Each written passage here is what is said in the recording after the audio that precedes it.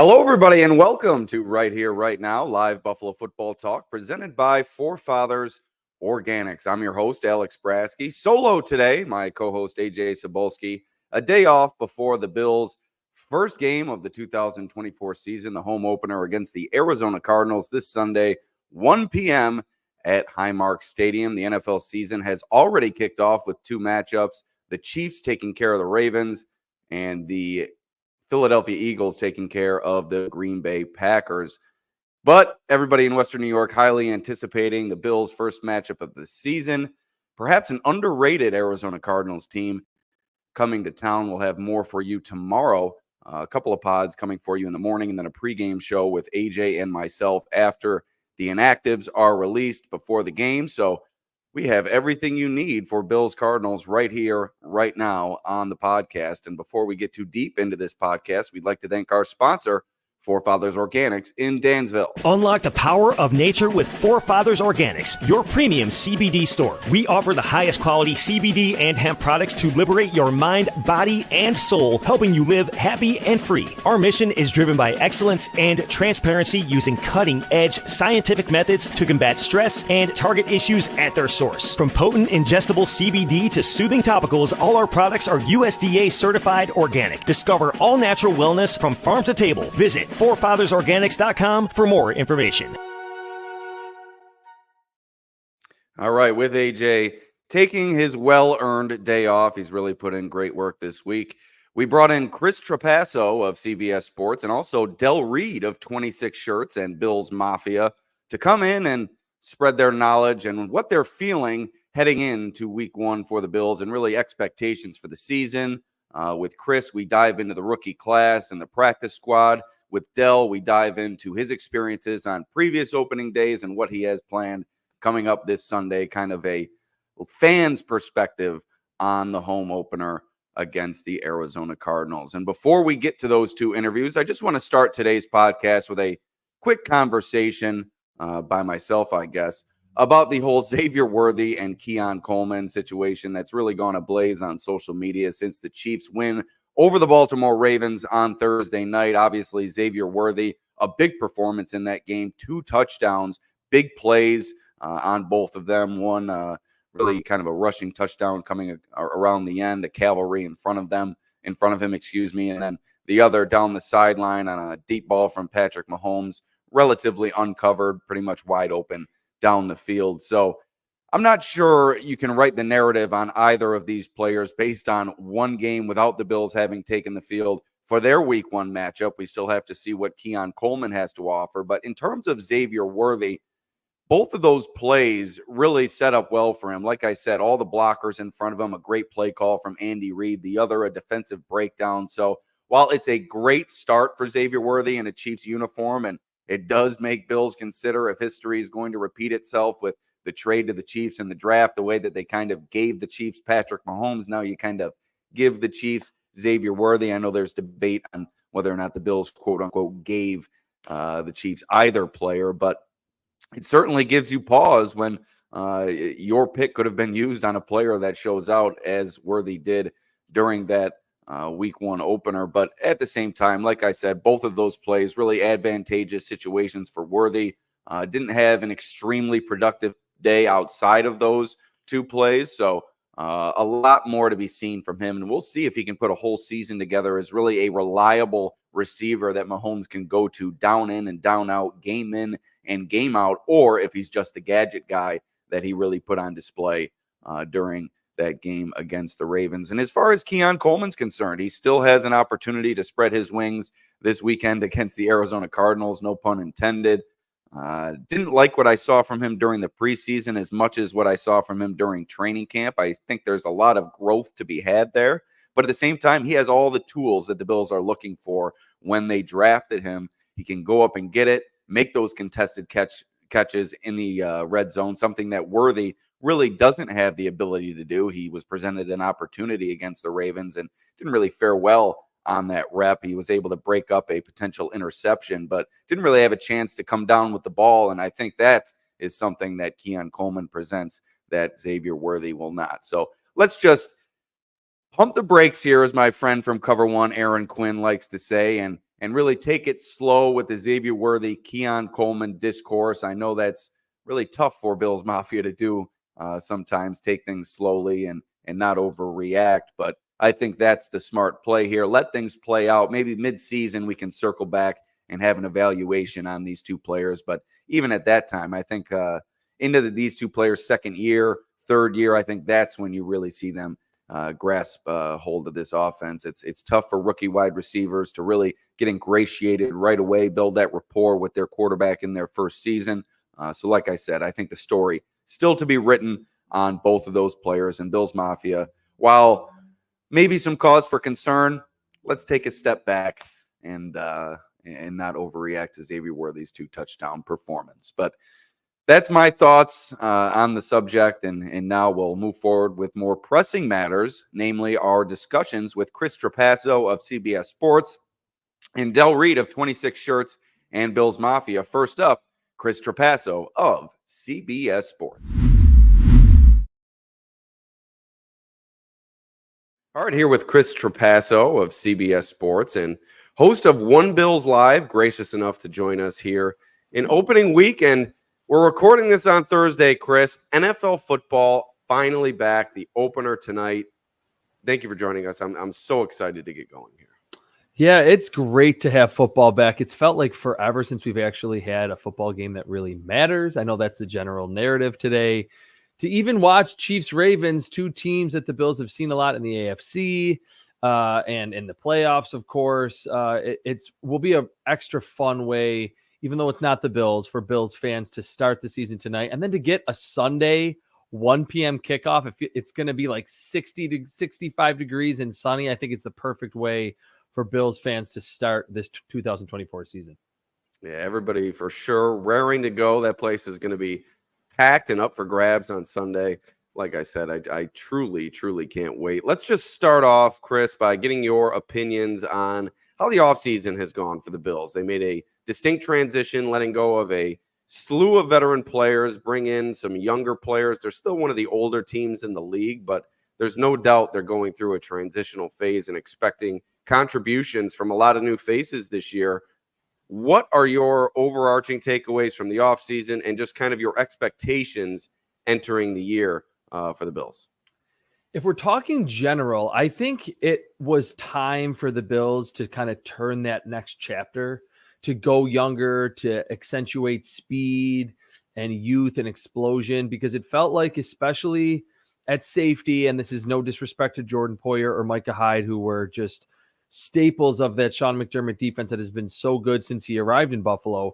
But we all agree that they looked a step or two slow, especially last season. They got injured over the last 2 years, and these stable forces on the back end just were not the same. I thought up front, Mitch Morse was a release that I didn't think was a bad idea, given his concussion history. And I think he was obviously super stable, but was not someone that was really moving the needle at center. And when they would face a higher level defensive tackle, he would sometimes be a little bit of a liability, either in pass protection or blocking for the run.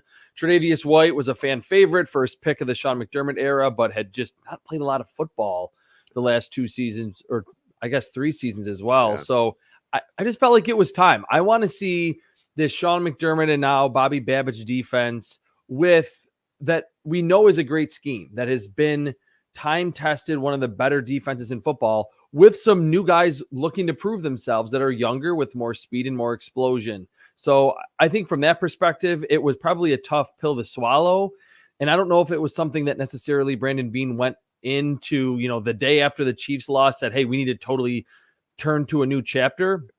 But I'm glad he did, because for as good as the Bills have been, that group ultimately didn't get it done, and they needed to get younger. They didn't want to really be the oldest team in the league, guys coming off injuries into their 30s. So I think from that perspective, it was a great job by Brandon Beane to still get a second-round pick for Stephon Diggs on his way out next year, and then to clear that cap room in 2025, I think will be a boon for this team as they continue to build around Josh Allen into his late 20s. I would have maybe liked to see a little bit more at wide receiver. I know they went the kind of the bargain bin route with MVS and Chase Claypool, Mac Hollins. I wasn't the biggest fan of the Keon Coleman pick. He was one of the receivers I had further down my board in the draft. That was really the only kind of gripe that I had. I think everything else they did, filling out the defense. I love the Cole Bishop selection in the draft. And I know that we're going to get to those rookies in a little bit. But I think Brandon Beane did another good job managing this team, building it, while having a quarterback making that maybe not elite level money anymore, but certainly has a hefty contract on the books. And so I think off-season wise, to get that Von Miller transaction where he, reduced his salary to like about $8.5 million down from 17, helped Brandon Beane. But I think the GM again did another very good job balancing, building this team through free agency and the draft. And I guess I'm going to switch it up on you a little bit. We'll get to the rookies in a second. Why don't we, I guess, go next to the overall security of Sean McDermott and Brandon Beane? I brought it up earlier this week with Joe Biscaglia.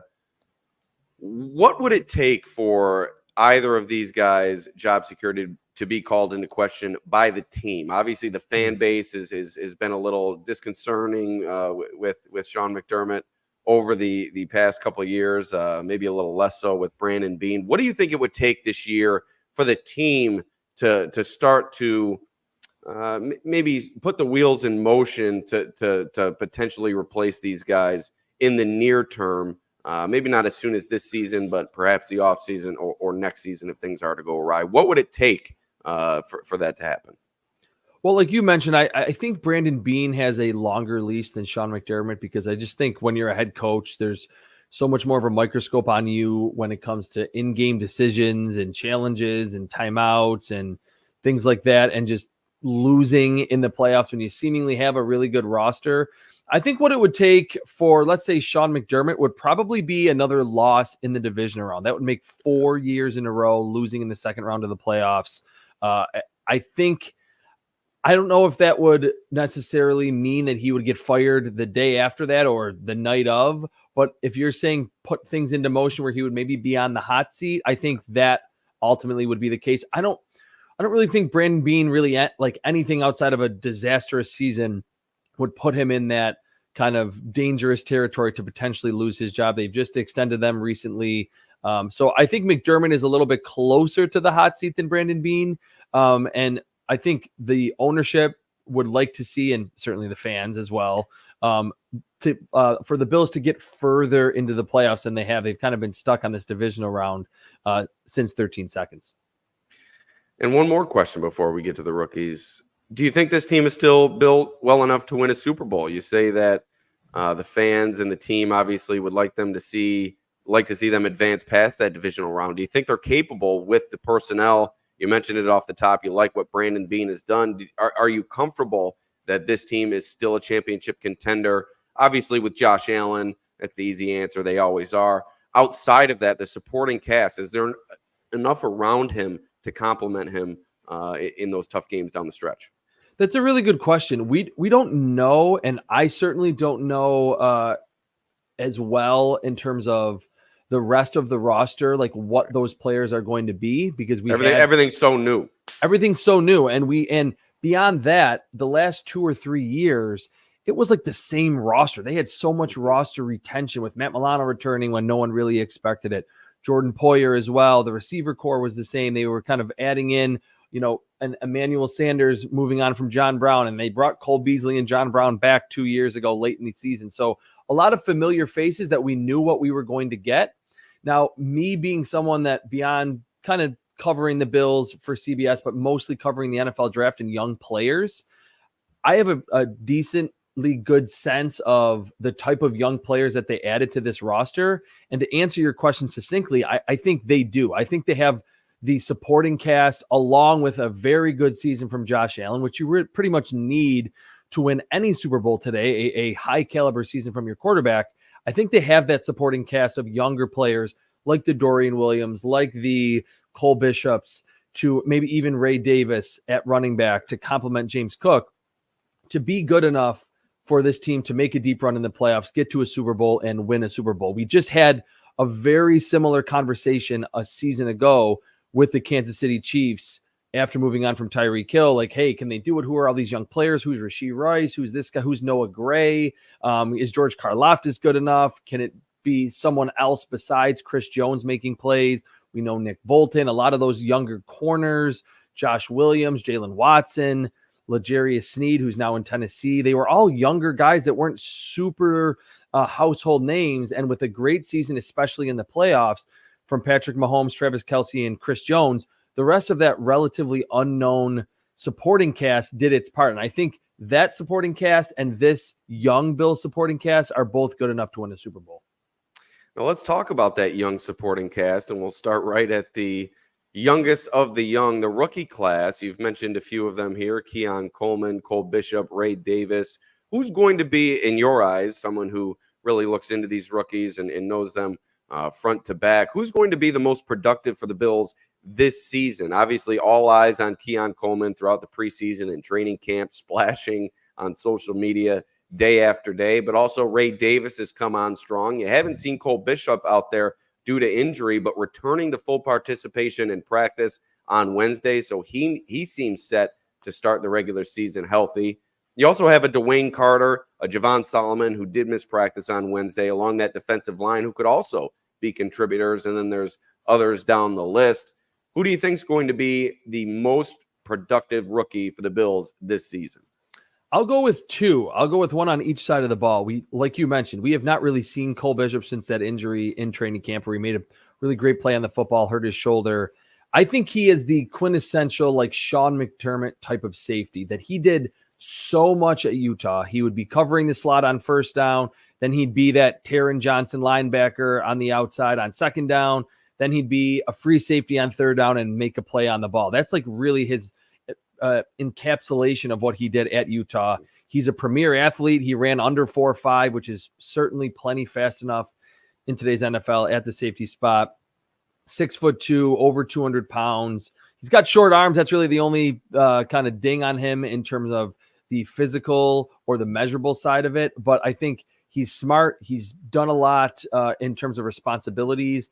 And we know that from those Jordan Poyer and Micah Hyde days, that Sean McDermott's going to ask his safeties to be interchangeable. So we may not see, Cole Bishop playing 70 snaps week 1 or week 2, but I think as the season progresses, and even though there are those veterans like Taylor Rapp, DeMar Hamlin, obviously starting this weekend, Mike Edwards there, I think Cole Bishop will ultimately be the most productive in those key games in November, December, January. On the other side of the ball, I could really see Reid Davis being that complement to James Cook, who starts to eat into James Cook's workload as the season progresses. Now, I'll say I was not in love with Reid Davis as a running back prospect. I wasn't particularly high on James Cook relative to where he was picked either, but I think the Bills' run game under Aaron Kromer, all the different type of things they do, they run zones, stretch plays, they run a lot of power, they get the lead blocker involved with the RPO game. And with that dual threat ability that Josh Allen has, it just keeps defenses on their toes, always looking for the pass. I think Reid Davis could be in for a year where maybe if he's not incredibly productive between the 20s, inside the red zone scoring touchdowns, and even catching the football, which we certainly know is what Joe Brady wants to utilize his running backs in the pass game. And James Cooks has been a little iffy in terms of his hands there. I think Reid Davis will be, again, kind of like Cole Bishop late in this season, will be more of a player that's relied upon by this Bills team. Before we move on from the rookies, how about elsewhere a little bit down the pecking order in terms of draft selection? And let's stay in the trenches. I mentioned Dwayne Carter, Javon Solomon, also Cedric Van Pran Granger and Tylon Grable. You really need a lot from Carter, I think, this year in that defensive tackle rotation. Maybe not as much from a Solomon, Cedric Van Pran Granger, or Grable, but how did you view their preseason, and how did you view them coming out of the draft? I know Grable kind of more of a developmental prospect. A lot of people thought Cedric Van Pran Granger may have been NFL ready. Javon Solomon probably more developmental than Dwayne Carter. Do you see it similarly to that? Are you high on all four of these players? I think from my perspective, the offensive line, while a lot of people are comfortable in the depth, it's a lot of unproven depth. And Tylon Grable, I think, was up and down throughout the preseason and training camp. And while he is a late pick, I'm not sure what you're expecting out of him, especially in the near term. I think there's a lot left to be determined in terms of the quality of those four picks. Yeah, that's a really good point. And I'll start with Dwayne Carter, actually, because I thought you brought up a good point, Alex, that a lot is probably needed of him because the Bills' defensive tackle depth, I don't think is amazing, especially in terms of that up the field pass rusher. It's really Ed Oliver and that's it. And they're really relying on Dwayne Carter to be that type. He's a little bit, I don't want to say undersized, but he's not 320, 330 to eat blockers. They drafted him to get up the field. So while they do need Dwayne Carter, I don't necessarily think he's in for that big rookie season. We didn't see a lot from him in the preseason or camp at all. He was playing into the third and fourth quarters in some of those preseason games. I was a little bit lower on him than where the Bills picked him, but it made sense from just a need perspective, like I mentioned. To me, it's Javon Solomon. I think he's going to be the player that even if he's just in a situational role, second and long, third and long, they're not going to ask him to, be this tremendous run defender at his size, even though he does have very long arms relative to how tall he is. But if he's just a pass rushing specialist, can soak up a lot of knowledge from Von Miller, who's a similar body type, I could see Javon Solomon maybe not getting 8 to 10 to 12 sacks, but being a 20 to 30 to 40 pressure guy, which in a limited role would be a huge boost for this Bills defense, because I still think they need a lot of pass rush beyond Greg Rousseau, AJ Epinesa, more of a rotational piece that's not going to get you a ton of those sacks anyway. So I'm higher on Javon Solomon based on what he did in camp and preseason. And I loved him coming out of Troy. If he was an inch or two taller and weighed 245 to 250 instead of exactly a 240, I think he would have been picked way before the Bills selected him. So Javon Solomon is the later round pick, maybe even Daquan Hardy too in the slot as that kind of Taron Johnson backup. Those two are a lot more fascinating to me, and I was higher on both of them than Dwayne Carter or any of the other rookies that were picked later in this Bills draft class. So I think you just answered one of my final questions here. Who from the practice squad could work their way into a rotational role? And I think the clear answer would be a Daquan Hardy, who you just mentioned. A lot of people, basically everybody, expecting him to make the 53-man roster. Mm-hmm. They don't keep him. Instead, they do get him back on the practice squad. You think he's got a good chance by season's end to perhaps earn the trust of the coaching staff and work his way to a jersey? Maybe not every game day, but maybe as the season goes along. Yeah, that's another good question, because I know with Taron Johnson there, who's just such a good player, he's really an elite player on this Bills team. He's the half linebacker slot defender that can really do it all for Sean McDermott, and Sean McDermott has so much trust in. Because of that, I don't really know how Daquan Hardy could get onto the field outside of being a returner and maybe in some like dime package looks for the Bills. But in terms of just overall skill with the 42.5-inch vertical, running under 4.40 at the combine, he's an explosive athlete. I thought he was actually pretty good in coverage at Penn State in the slot.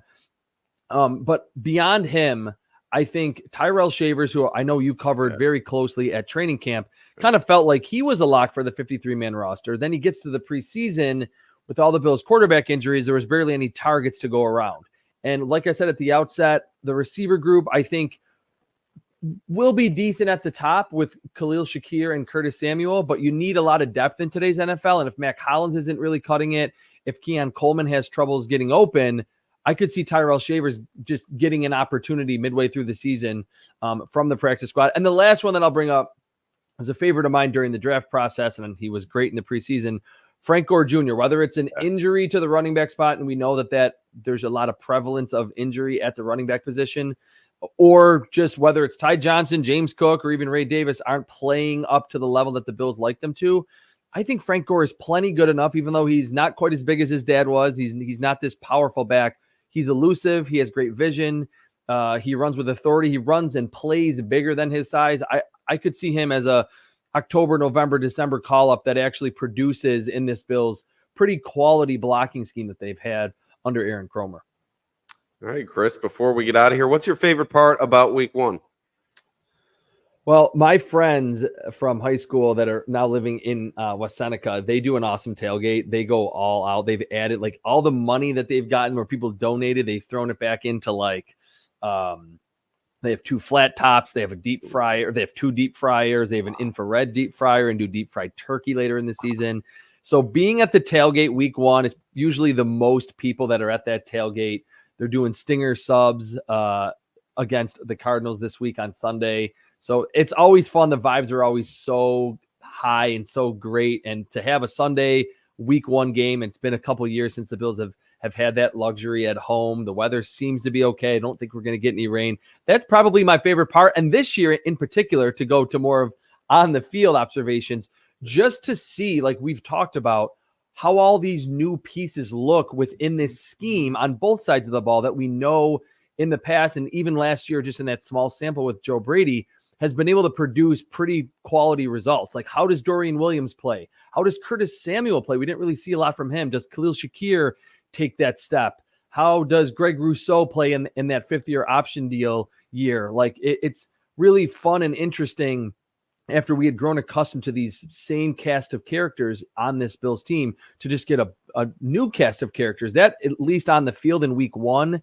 this year, will be really fascinating to watch against the Cardinals. All right. I might have to have you send me your location on Sunday. Come by and grab a Stinger tub. That sounds unbelievable. But Chris, thank you for joining us. I know it's a busy week for everybody.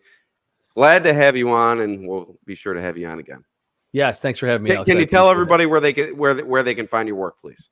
Oh, just Chris Trapasso on X, CBS Sports. I not doing a ton of NFL draft yet, but a lot of young player analysis. What I always tell people, literally, if you want to read my stuff, which I would be very grateful for you to do, Google Chris Trapasso, CBS Sports. You'll get my archive right there and see everything that I'm doing in season. I'll do a mock draft every week. I grade the 1st and 2nd year quarterbacks on a weekly basis. Practice squad power rankings, which is always a fun article for me, comes out every Friday. And then what's fun for me, and I love doing, Monday and Thursday are like open days for me. So like if Josh Allen throws 7 touchdowns on Sunday, they may have me break that down. Or if the Ravens run game looks terrible against the Chiefs, they may have me break that down on Thursday. So there's some room for some league-wide analysis pieces that I certainly love doing. It's something that my editor and I have kind of worked out the last couple of years. So that's kind of where you can find my work and really what I'll be producing on a weekly basis at CBS Sports. All right, Chris, we'll be locked in. Thanks for joining us. Thanks, Alex. Unlock the power of nature with Forefathers Organics, your premium CBD store. We offer the highest quality CBD and hemp products to liberate your mind, body, and soul, helping you live happy and free. Our mission is driven by excellence and transparency, using cutting-edge scientific methods to combat stress and target issues at their source. From potent ingestible CBD to soothing topicals, all our products are USDA certified organic. Discover all natural wellness from farm to table. Visit forefathersorganics.com for more information.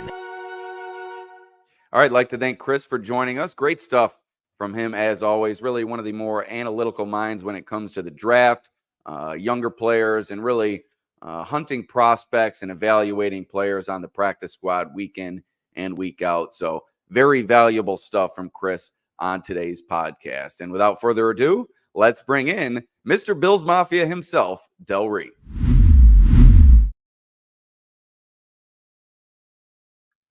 All right, here with Del Reid, Bills super fan and 26 shirts owner and everything charitable in Buffalo as well. Does a great job spreading the wealth, as they say, and helping out various causes with his business and really spreading the love amongst Bills Mafia. And wanted to get Del in here to join us leading into week 1 and give us a fan's look at what to expect this season. And Del, we'll just begin with this. From your perspective and from looking at it through a fan's lens, how have you viewed the past several months? How do you view this team entering the regular season, and just your overall takeaways from the offseason? Yeah, well, first of all, thanks for having me on. I appreciate the invite. It's been a wild offseason, to say the least, with so many departures. Was it like 6 of 8 captains leaving the team? And I remember like arguing with everybody on Twitter that Diggs was not leaving. There's no way. They owe him too much money. It's impossible. And then Brandon Beane was like, "Watch this." And I mean, it says a lot about a player. If somebody is willing to take a $35 million hit just for you to not be on their team, right. Maybe he views that as a badge of pride. I mean, I think it's embarrassing, but that's another topic. As for the team going into the season, I'm pretty optimistic that they can really make some noise this year. Maybe go the distance. I think you look at the Kansas City Chiefs last year and their wide receiver core, and just how they were kind of slow out of the gate. They lost that opening night game against Detroit. The wide receiver core, even against the Bills, there were some real wide receiver mistakes that were made during that Kadarius game. Toney, But the offside. Kadarius Toney, Yeah. yeah, absolutely. God bless him for that. But no longer on the Chiefs. No longer. Yeah, I follow a specific Giants fan on Twitter who absolutely hates that player. Yeah. But as a for good reason. Well, for sure. But so I think the Bills may be similar. They might be a little slow out of the gate. It might take a little bit for this offense to gel, but I think they're going to come together. And you look at how the two captains were named last year, just one offensive captain, one defensive captain. This is Josh Allen's team now. Truly, with Stephon Diggs gone, this is Josh Allen's team. It's his offense to run. It completely runs through him. It always has, but it's in all things visible. It's his team. So I do think the team is going to do well. I think it's going to be tough, though. They have a gauntlet to go through. When you look at some of the matchups that the division mates have, and then what the Bills have, the first 6, 7, 8 games of the season, it's going to be tough. So we might end up having one of our late season, we got to make the playoffs or whatever. Do you think the fan base can? Do you think the fan base can survive that this year? I don't know about the fan base, but I don't know if I can. If I'm being honest, like 5-5, 6-6, whatever it was at the end of the year last year, that was tough. Even the wins felt like losses. So many of the wins that game against the Giants and the Buccaneers, just these tough games. But I'm excited to see how this team comes together. We got a new offensive coordinator who isn't taking somebody else's offense and trying to implement it his own way. Now it's his offense that he can implement however he wants.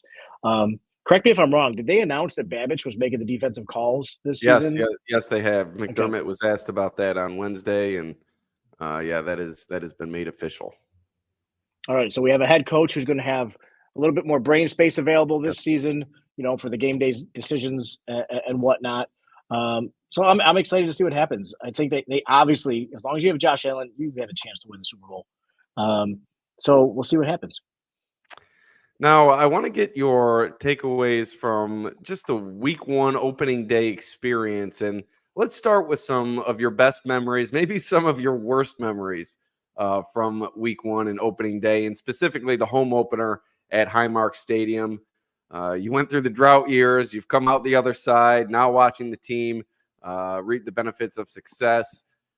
What have those days been like for you over the years, beginning with those drought years and then blending into the current Josh Allen, Sean McDermott, Brandon Beane era that, like I said, has kind of produced so much success? So there's a lot to choose from, obviously, being the old crusty man that I am. I have a lot of, opening days to think about. I think of 2007 against the Broncos, how Mike Shanahan ran out that kicker at the last second, like the literal last second, to kick a field goal and win the game. I remember watching him just run out from the sideline, and he's not going to make it. He's not going to have time. And then it goes through, and then it was the most quiet walk out of that stadium that I may have ever had, because it was crazy. Fast forward a year, and it's not quite opening day, but it was 2008. The Bills started 3-0, and this is before the renovations. So if you were leaving the lower bowl, you had to wait through this long stairway processional to get out of the stadium. And I remember everybody just going 3-0, 3-0, like the whole concourse chanting it. So that was cool. Not quite an answer to your question. That may have been the loudest. That may have been the loudest exit you've ever experienced. You went from the quietest to one of the loudest. Yeah, it's a good point. And then one opening day that really is kind of a special memory a little bit. I think it was 2013. And obviously everybody knows that the Bills have embraced the term Bills Mafia back in 2020, making it, the official name of the fan base, which is, I could live another 50 years and it will still be surreal to me. But they they're just rapid firing all these tweets leading up to the kickoff, and they put out this one. It said, "This one's for the fans." That's all the tweets said. It said hashtag Bills Mafia. I think I almost dropped my phone. I'm like, oh my gosh, I could not believe that they actually tweeted it, because during the previous regime, previous ownership, they would scrub out the term Bills Mafia from the tweets. So that was really cool. I don't even remember if the Bills won that game or not. I think they lost it. I think that was going in. I think it was EJ's first game, and they ended up losing to the Patriots, I think, if I remember correctly. But that's one specific memory I have as well too. Yeah, that's great. That truly is a great memory. That's kind of the coming of age of Bills Mafia. There's been kind of, I'm sure, stages of growth over the years, and that being kind of its genesis, or really like I said, coming of age moment really has to be special for you and the other founders of the movement that has really taken the Western New York area by storm. What about this opening day? What do you have planned for this Sunday? It's a big year for this team, and to open it with a Sunday 1:00 game, I'm sure very refreshing for the fans. What do you have planned this weekend, specifically Sunday morning and afternoon? I love, so that's the one downside of the team being good, is that they play all different days, all different times. Like, give me Sunday 1 p.m. 17 games in a row, I'm fine with it. But so this is a special home opener as of late. None of these Monday night or 4 p.m. I mean, we're at home too for week 1. It's great. Anyway, I'm excited about it. I'm gonna check out my buddy John's tailgate game day hospitality down on the end of Abbott. I think it's at Southwestern. You think I would know by now, but I'm always on the other side of the stadium. Everything's GPS. Somebody just sends you their location, and you just follow it that way. That's 2024 for you. We're not in 2013 anymore. We're just send you the location, and I'll find it. Yeah, you're not kidding. It's right across from Prohibition there. But I'm looking forward to hanging out there. I always try to make my way through all these different tailgates. I've had the opportunity to meet so many different people over the past 10, 12 years, 13 years. So I'll spend most of my time over there. But I'll walk through my friends, Shane, the Bills Mafia house and everything, down the Boulevard. Even though my girls are a little grown now, they used to love walking down there when they were younger and everything before games. But so it should be fun. I'm just excited to have a normal game, a normal 1 p.m. Sunday game. The weather's going to be perfect football weather, as I understand it. I don't think there's going to be rain. I think there's a slight chance, but I think that's dissipating as the week goes on here. All right. I didn't hear that, so that's fine. So it's going to be great weather, great football weather. And I didn't hear that just now when you said it. But it should be a good time. Looking forward to it very much. All right, Del. Well, thank you for joining us. Before you get out of here, why don't you tell the people what you have going on at 26 Shirts? What kind of gear are you featuring right now? Do you have any events coming up? What can the people expect from you and your crew over there at 26 Shirts? Yeah, thanks for asking. So obviously we're putting out new designs all the time at 26shirts.com. We're starting to open up our vault little by little and making more and more of our older designs available on demand. We'll talk more about that later. But we have a popcorn launch tomorrow on Friday. I don't know when this podcast is going live, but Friday we're going to have a popcorn launch with our friends Shanae. We've done so many beer collabs over the years. We're doing a popcorn collab. It's going to be fun. Shanae's in Kenmore, and then we'll be at Riverworks for that event on Saturday.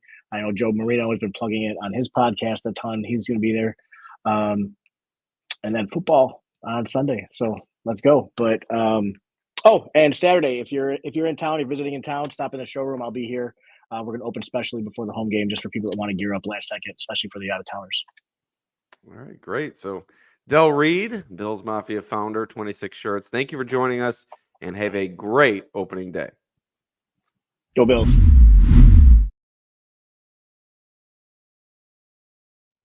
All right, we'd also like to thank Del for joining us, carving out some time. He is set up, I believe, at his shop today. So if you're looking for merch before game day, head on out and you can visit at Del Reid on Twitter. He's already posted the location, so be sure to check him out and buy his stuff. He's got great merch. Him and his guys and gals over there at 26 Shirts. So that's going to do it for today's podcast. We'll be back tomorrow with a couple of podcasts, one in the morning, one pregame before Bills versus Cardinals.